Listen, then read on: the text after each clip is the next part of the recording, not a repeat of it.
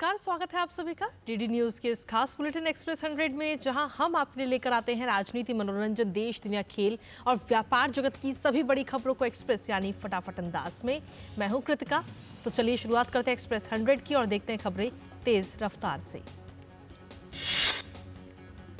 प्रधानमंत्री नरेंद्र मोदी ने तमिलनाडु के धनुषकोडी के कोठंडाराम स्वामी मंदिर में पूजा अर्चना की। यह मंदिर श्री कोठंडाराम स्वामी को समर्पित है।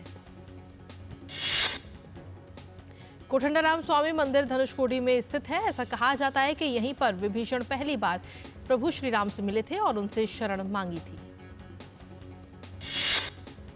प्रधानमंत्री नरेंद्र मोदी ने अरिचल मुनाई का भी दौरा किया। पौराणिक मान्यताओं के अनुसार यही वो स्थान है जहां श्री राम सेतु का निर्माण हुआ था। प्रधानमंत्री नरेंद्र मोदी ने अरिचल मुनाई में पूरे विधि विधान से अर्चना की। मान्यता है कि धनुषकोडी के पास अरिचल मुनाई में राम सेतु का निर्माण किया गया था। गौरतलब है कि अयोध्या में कल होने वाले रामलला के प्राण प्रतिष्ठा समारोह से पहले पीएम मोदी विशेष अनुष्ठान कर रहे हैं। इस दौरान प्रधानमंत्री ने विभिन्न मंदिरों और धार्मिक स्थलों का दौरा किया। प्रधानमंत्री इस अवसर पर विशेष पूजा अर्चना के कार्यक्रमों में भी हिस्सा ले रहे हैं। अयोध्या में रामलला विराजमान की प्राण प्रतिष्ठा समारोह की तैयारियां जोरों पर हैं। काशी के डोम राजा सहित 15 लोग होंगे प्राण प्रतिष्ठा अनुष्ठान के यजमान। अयोध्या में रामलला विराजमान की प्राण प्रतिष्ठा समारोह के लिए शहर को दुल्हन की तरह सजाया गया है। कल होने वाले भव्य समारोह का साक्षी बनने के लिए देश विदेश से श्रद्धालु अयोध्या पहुंच रहे हैं। अयोध्या में रामलला विराजमान के प्राण प्रतिष्ठा समारोह को ऐतिहासिक बनाने के लिए तैयारियां अंतिम चरण में हैं। प्राण प्रतिष्ठा समारोह को देखते हुए रामलला के दर्शन की व्यवस्था भी बंद है। अयोध्या में श्री राम जन्मभूमि अयोध्या में प्राण प्रतिष्ठा कार्यक्रम 22 जनवरी को दोपहर 12:20 पर होगा। सभी शास्त्रीय परंपराओं का पालन करते हुए प्राण प्रतिष्ठा का कार्यक्रम अभिजीत मुहूर्त में संपन्न किया जाएगा। रामलला सरकार के प्राण प्रतिष्ठा कार्यक्रम को लेकर पूरे देश में उत्साह है। हनुमानगढ़ी के महंत राजू दास ने कहा कि जिस घड़ी की हम सब प्रतीक्षा कर रहे थे वो आ गई है। अयोध्या में भगवान श्री राम के प्राण प्रतिष्ठा समारोह का देश दुनिया में बड़ी उत्सुकता के साथ इंतजार किया जा रहा है। जगत गुरु राम भद्राचार्य ने कहा कि प्राण प्रतिष्ठा समारोह को लेकर उनके उत्साह का ठिकाना नहीं है। श्री राम जन्मभूमि अयोध्या में प्राण प्रतिष्ठा से पहले गेट नंबर 11 को सजाया और संवारा जा रहा है। एक नया लुक देने की कोशिश की गई, क्योंकि इसी गेट से तमाम वीवीआईपी मेहमानों की एंट्री कल होगी। अयोध्या में सुरक्षा के पुख्ता इंतजाम किए गए हैं। 22 जनवरी को प्राण प्रतिष्ठा समारोह से पहले सुरक्षा के मद्देनजर लता मंगेशकर चौक पर उत्तर प्रदेश आतंकवादी निरोधी दस्ता यानी एटीएस के कमांडो को तैनात किया गया। श्री राम मंदिर प्राण प्रतिष्ठा समारोह के मद्देनजर यूपी पुलिस पूरी तरह से मुस्तैद है। यूपी पुलिस डायल 112 का निगरानी केंद्र लता मंगेशकर चौक पर बनाया गया। अयोध्या में कल होने वाले राम मंदिर प्राण प्रतिष्ठा समारोह के मद्देनजर सुरक्षा व्यवस्था बेहद कड़ी कर दी गई है। तस्वीरें अयोध्या के हनुमान गुफा चौराहे से। अयोध्या धाम में कल लाखों की संख्या में राम भक्त जुटेंगे। किसी भी प्रकार की अप्रिय घटना को रोकने के लिए अयोध्या हवाई अड्डे पर भी सुरक्षा की चाक-चौबंद व्यवस्था है। अयोध्या में श्री राम मंदिर प्राण प्रतिष्ठा समारोह को सफल बनाने के लिए हर स्तर पर तैयारी की जा रही है। किसी आकस्मिक घटना से निपटने के लिए श्री राम जन्मभूमि के पास एनडीआरएफ ने शिविर लगाया है। एनडीआरएफ के डीआईजी मनोज कुमार शर्मा ने कहा कि यहां हमारी 3 टीमें तैनात हैं। स्थानीय प्रशासन और पुलिस के साथ समन्वय बनाकर हमने इन टीमों हर चुनौती से निपटने में सक्षम हैं। अयोध्या में एक आधुनिक मीडिया सेंटर बनकर तैयार हो चुका है। नवनिर्मित श्री अयोध्या धाम मीडिया सेंटर से प्राण प्रतिष्ठा समारोह के मीडिया कवरेज की सुविधा प्रदान की जाएगी। यहां प्रसारण देखने की सुविधा के लिए बड़े एलईडी टीवी लगाए गए हैं। मीडिया कर्मियों को अपनी स्टोरी भेजने के लिए मीडिया सेंटर में भी वाईफाई की सुविधा उपलब्ध कराई गई है। अयोध्या अपने आराध्य के स्वागत के लिए तैयार है। कल होने वाले राम मंदिर प्राण प्रतिष्ठा समारोह से पहले कारसेवकपुरम को फूलों से सजाया गया है। भक्त अपने अपने तरीकों से प्रभु श्री राम के प्रति अपनी आस्था व्यक्त कर रहे हैं। जयपुर में गिनीज वर्ल्ड रिकॉर्ड धारक मूर्तिकार नवरत्न प्रजापति ने पेंसिल की नोक पर भगवान श्री राम की मूर्ति बनाई। अयोध्या धाम में लगा हजारों भक्तों का जमावड़ा। श्री राम मंदिर प्राण प्रतिष्ठा समारोह के अवसर पर राम भक्तों को मुफ्त चाय, कॉफी और दूध वितरित किया जा रहा है। असम के मुख्यमंत्री हेमंत बिस्व ने कहा कि असम में कल ड्राई डे रहेगा। रेस्तरां भी इस निर्देश का पालन करेंगे। कोई भी रेस्तरां दोपहर 2 बजे तक नॉनवेज खाना नहीं परोसेगा और मांस या मछली की दुकानें शाम 4 बजे से पहले नहीं खुलेंगी।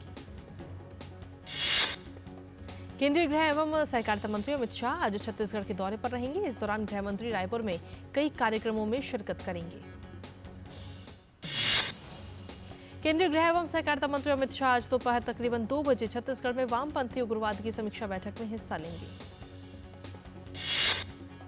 गृह मंत्री अमित शाह शाम में करीब 5 बजे विधानसभा परिसर में छत्तीसगढ़ के नवनिर्वाचित विधानसभा सदस्यों के प्रबोधन कार्यक्रम को भी संबोधित करेंगे। गणतंत्र दिवस परेड पर दी जाने वाली 21 तोपों की सलामी के लिए भारतीय सेना के जवानों ने आज राजधानी नई दिल्ली में 105 मिलीमीटर स्वदेशी फील्ड गन से रिहर्सल किया। छत्तीसगढ़ के जनजातीय बाहुल्य बस्तर संभाग में सुरक्षा बलों के साथ मुठभेड़ में 3 नक्सली मारे गए। बीजापुर जिले के बासागुड़ा के जंगलों में सुरक्षा बलों के संयुक्त अभियान के दौरान ये मुठभेड़ हुई। देश भर में विकसित भारत संकल्प यात्रा सफलतापूर्वक जारी है। देशवासी इस यात्रा में बढ़ चढ़कर हिस्सा ले रहे हैं। विकसित भारत संकल्प यात्रा ने 17 करोड़ प्रतिभागियों के साथ एक अहम पड़ाव पार कर लिया है। विकसित भारत संकल्प यात्रा के दौरान कई राज्यों में भारी भीड़ उमड़ रही है। ये यात्रा 36 राज्यों संघ राज्यों के 782 जिलों में पहुंच रही है। इस दौरान 10,763 शहरी क्षेत्रों और 2,37,115 ग्राम पंचायतों तक मोदी की गारंटी वाली गाड़ी पहुंच रही है। विकसित भारत संकल्प यात्रा ने शानदार सफलता अर्जित की है। केंद्रीय संस्कृति मंत्रालय के इंदिरा गांधी राष्ट्रीय कला केंद्र ने अनंत सूत्र का आयोजन किया, जिसके तहत गणतंत्र दिवस के अवसर पर कर्तव्य पथ पर तकरीबन 200 साड़ियों के 1800 से ज्यादा पैटर्न देखने को मिलेंगे। भारत में बुनाई, कढ़ाई, प्रिंट, टाई और डाई तकनीकों के साथ सबसे पुराने परिधान इकट्ठा करने में तकरीबन 2 महीने लगे। ये सम्मान है उन बुनकरों और कलाकारों का जिन्होंने सदियों पुरानी हथकरघा परंपरा को जीवित रखा हुआ है। उद्यान उत्सव 1 के तहत राष्ट्रपति भवन का अमृत उद्यान आगामी 2 फरवरी से 31 मार्च तक आम जनता के लिए खुला रहेगा। रखरखाव के लिए निर्धारित सोमवार के दिन को छोड़कर सप्ताह में शेष 6 दिन जनता इस उद्यान को देखने जा सकती है। आगंतुकों को सुबह 10 बजे से शाम 4 बजे के बीच 6 घंटे के निर्धारित समय में भ्रमण की अनुमति होगी। इसके लिए visit.rashtrapatibhavan.gov.in पर जाकर के बुकिंग आप कर सकते हैं। उत्तराखंड, पंजाब और पश्चिम उत्तर प्रदेश के कुछ स्थानों पर घना कोहरा छाया हुआ है। मौसम विभाग ने कहा कि पंजाब, हरियाणा, चंडीगढ़, दिल्ली और उत्तर प्रदेश के अधिकतर स्थानों और उत्तराखंड और राजस्थान के कुछ स्थानों पर कड़ाके की ठंड की स्थिति बनी रहेगी। मौसम विभाग के वरिष्ठ वैज्ञानिक जना मणि ने बताया कि देश के उत्तरी मैदानी क्षेत्र के कुछ भागों में घने कोहरे की स्थिति रह सकती है, लेकिन अगले 2 दिन में इसकी अवधि और तीव्रता में कमी आएगी। दिल्ली एनसीआर में सर्दी और कोहरे का सितम जारी है। आम जनजीवन प्रभावित है। चौक चौराहों व अन्य स्थानों पर लोग ठंड से राहत पाने की कोशिश में अलाव के इर्द गिर्द नजर आए। घने कोहरे के मद्देनजर देश के विभिन्न हिस्सों से दिल्ली आने वाली करीब 11 ट्रेनें देरी से चल रही हैं। साथ ही इंदिरा गांधी अंतर्राष्ट्रीय हवाई अड्डे से उड़ानों का परिचालन भी प्रभावित है। छत्तीसगढ़ के रायपुर, दुर्ग सहित कई जिलों में झमाझम बारिश हो रही है। रात करीब 3 बजे से शुरू हुई बारिश रुक रुक कर जारी है। बरसात से ठंड भी बढ़ गई है। जे&के बैंक का चालू वित्त वर्ष की तीसरी तिमाही में शुद्ध लाभ 35% बढ़कर 421 करोड़ रुपए रहा। बैंक का शुद्ध लाभ बीते वित्त वर्ष की समान तिमाही में 311 करोड़ रुपए रहा था। रियल एस्टेट नियामक क्रेडाई ने आवासीय संपत्तियों की मांग को बढ़ावा देने के लिए बजट से पहले ही सरकार से आवास ऋण पर मूल राशि के साथ साथ ब्याज भुगतान पर कर छूट सीमा बढ़ाने का आग्रह किया। Confederation of real estate developers association of India ने किफायती आवास की परिभाषा में बदलाव करने की भी मांग की। भारतीय शेयर बाजार सोमवार को बंद रहेंगे। अयोध्या में होने जा रहे भगवान राम के प्राण प्रतिष्ठा के पावन अवसर पर महाराष्ट्र सरकार ने राज्य के सभी सरकारी संस्थानों को बंद रखने का फैसला किया है। सरकार के इस ऐलान के बाद मनी मार्केट को भी बंद रखने का फैसला लिया गया। भारतीय मनी मार्केट के इतिहास में पहली बार शेयर बाजार शनिवार को खुला। दरअसल 22 जनवरी को अयोध्या में होने जा रहे प्राण प्रतिष्ठा के कारण शेयर बाजार बंद रहेंगे, लिहाजा बाजार के संतुलन को बरकरार रखने के लिए शनिवार को शेयर मार्केट खोला गया। उतार चढ़ाव भरे कारोबारी सत्रों के बाद स्थानीय शेयर बाजार लाल निशान पर बंद हुए। कारोबार के अंत में सेंसेक्स 259 अंक से गिरकर 71,424 के अंक पर बंद हुआ। कारोबारी सत्रों के शुरुआत में बढ़त के साथ खुलने के बाद निफ्टी दिन भर वॉलेटाइल रहा। हालांकि कारोबार के अंत में निफ्टी में 37 अंक की गिरावट के साथ 21,585 के अंक पर बंद हुआ। पूरे कारोबारी सत्रों के दौरान HUL, M&M, TMC, index bank और HCL टेक्नोलॉजी निफ्टी के टॉप लूजरों में रही।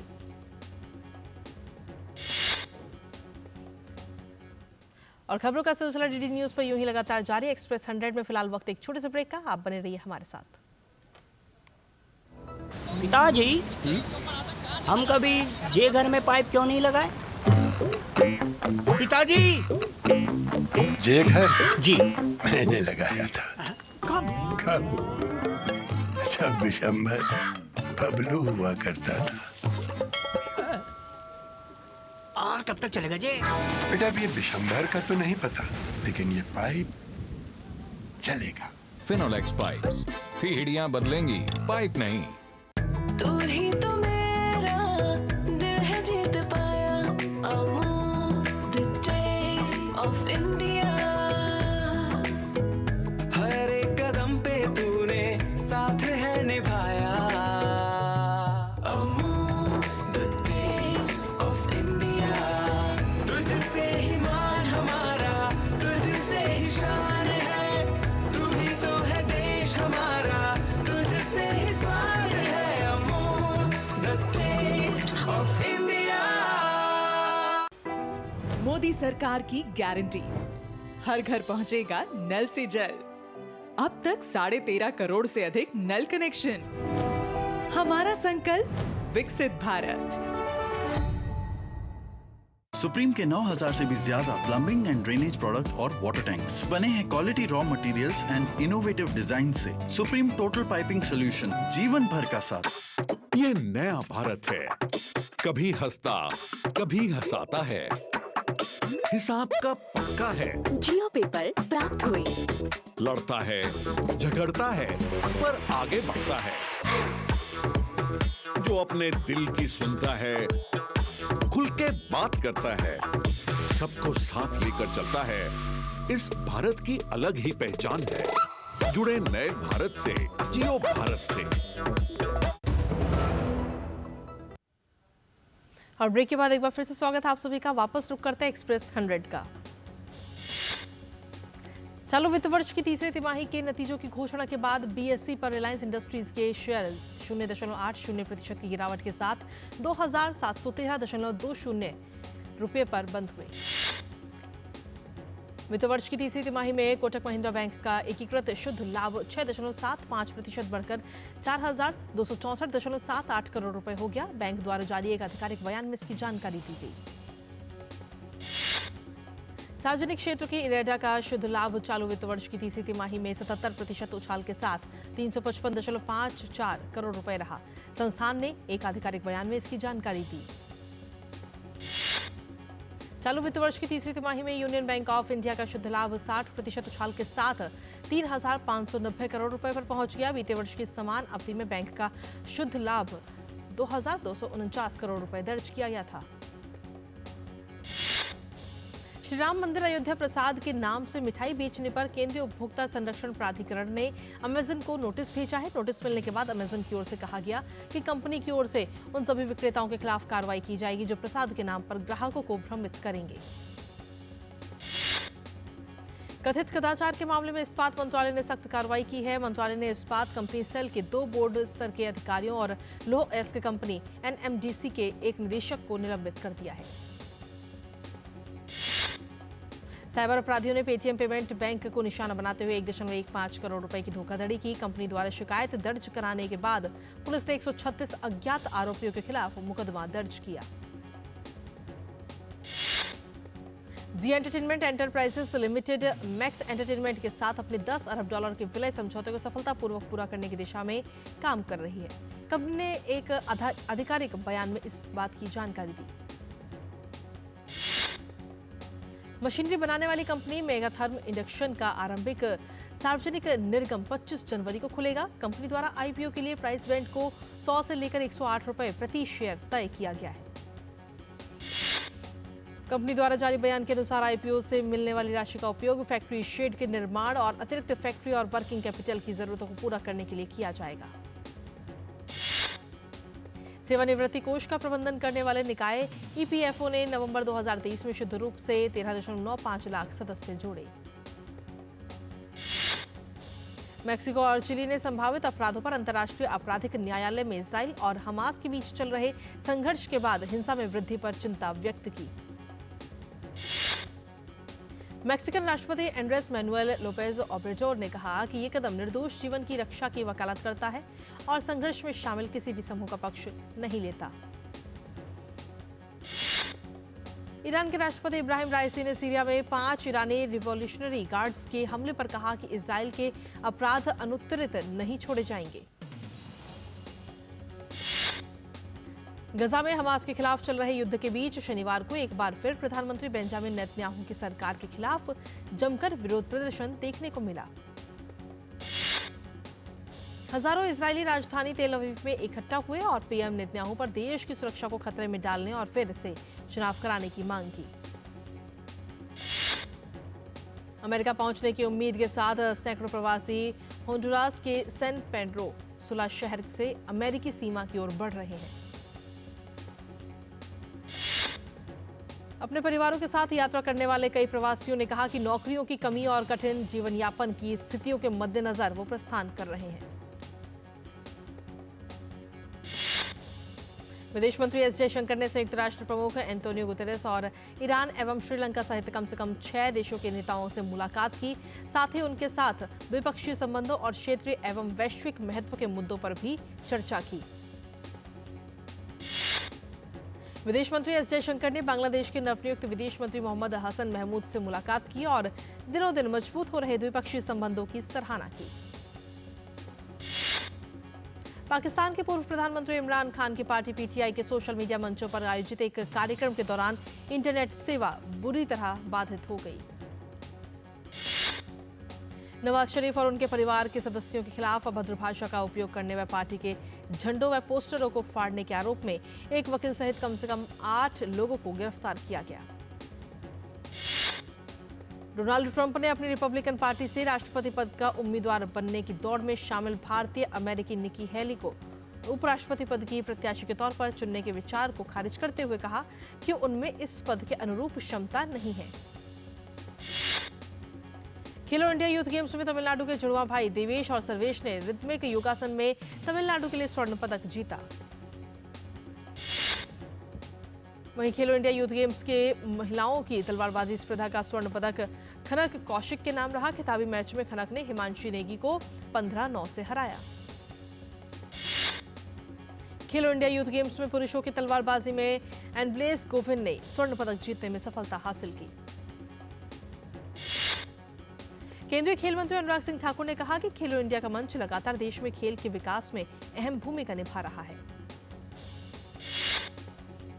हॉकी ओलंपिक क्वालिफायर्स में भारतीय महिला हॉकी टीम को तीसरे स्थान के प्लेऑफ में जापान के खिलाफ 1-0 से हार का सामना करना पड़ा। इस हार के साथ ही भारतीय महिला हॉकी टीम पेरिस ओलंपिक के लिए क्वालिफाई करने में नाकाम रही। केंद्रीय मंत्री अर्जुन मुंडा को भारतीय तीरंदाजी संघ का एक बार फिर से अध्यक्ष चुना गया। वहीं दिल्ली प्रदेश भाजपा के अध्यक्ष वीरेंद्र सचदेवा को महासचिव चुना गया। डेनियल मेदवेदेव ने साल के पहले ग्रैंड स्लैम ऑस्ट्रेलियन ओपन के चौथे दौर में अपनी जगह बना ली है। तीसरे चरण के मैच में मेदवेदेव ने कनाडा के फेलिक्स ऑगर को हराया। एक अन्य पुरुष एकल मैच में जीत के साथ ह्यूबर्ट हरकाज ने अगले दौर में प्रवेश कर लिया। तीसरे दौर में हरकाज ने फ्रांस के हम्बर्ट को हराया।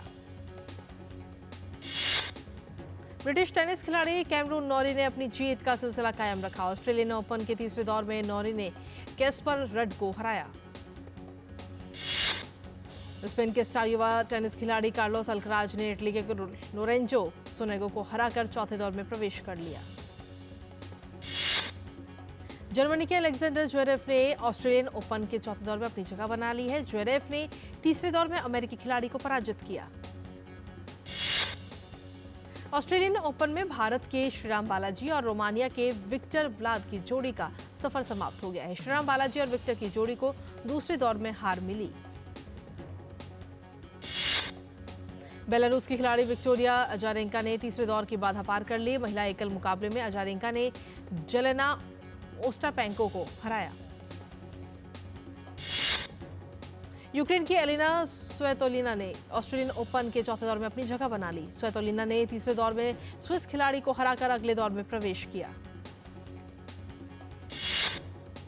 अफ्रीका कप ऑफ नेशंस में सेनेगल के जीत का दौर जारी। टीम ने कैमरून के खिलाफ 3-1 की शानदार जीत दर्ज कर खुद को अंतिम 16 में पहुंचाया।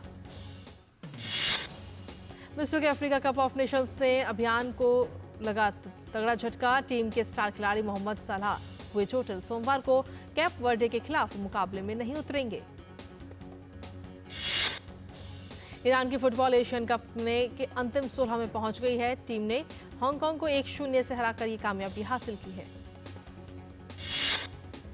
दिल्ली पुलिस के स्पेशल सेल के डीसीपी हेमंत तिवारी की तरफ से रश्मिका मंदाना की डीप फेक वीडियो बनाने वाले आरोपी को अरेस्ट किए जाने की पुष्टि की गई।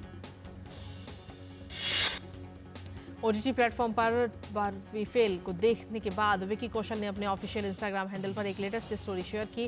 विकी ने कहा कि फिल्म देखकर बहुत रोया लेकिन दिल खुश हो गया। आमिर की आने वाली फिल्म सितारे जमीन पर को लेकर बड़ा अपडेट सामने आ रहा है। 2 फरवरी 2024 से फिल्म की शूटिंग शुरू हो सकती है। कंगना रनौत ने अयोध्या में भगवान राम की स्थापित होने वाली मूर्ति की झलक सोशल मीडिया पर शेयर करते हुए मूर्तिकार अरुण योगीराज की तारीफ की। इशिता दत्ता और वत्सल सेठ के बेटे वायु के 6 महीने पूरे हो गए हैं और इस कपल ने अपने परिवार के प्यार और आशीर्वाद के बीच अन्नप्राशन समारोह का जश्न मनाया। महाराष्ट्र विधान भवन में विधानसभा के अध्यक्ष राहुल नार्वेकर द्वारा फिल्म मैं अटल हूं की खास स्क्रीनिंग का आयोजन किया गया। रितेश देशमुख और उनकी पत्नी जनलिया की मराठी फिल्म वेड ने महाराष्ट्रच्या फेवरेट कॉर्न अवार्ड को अपने नाम किया है। रामानंद सागर के लोकप्रिय धारावाहिक रामायण में लक्ष्मण की भूमिका निभाने वाले कलाकार सुनील लहरी ने 22 जनवरी भारत के लिए ऐतिहासिक दिन बताया। अक्षय कुमार और टाइगर श्रॉफ स्टारर फिल्म बड़े मियां छोटे मियां के एक गाने में जॉर्डन की झलक दिखेगी। और स्टार टेनिस खिलाड़ी सानिया मिर्जा ने से अलगाव की खबरों के बीच पाकिस्तानी क्रिकेट टीम के पूर्व कप्तान शोएब मलिक ने तीसरी शादी रचा ली है। और इसी के साथ फिलहाल एक्सप्रेस न्यूज में मेरे साथ इतना ही। मुझे और हमारी पूरी टीम को दीजिए अनुमति। नमस्कार।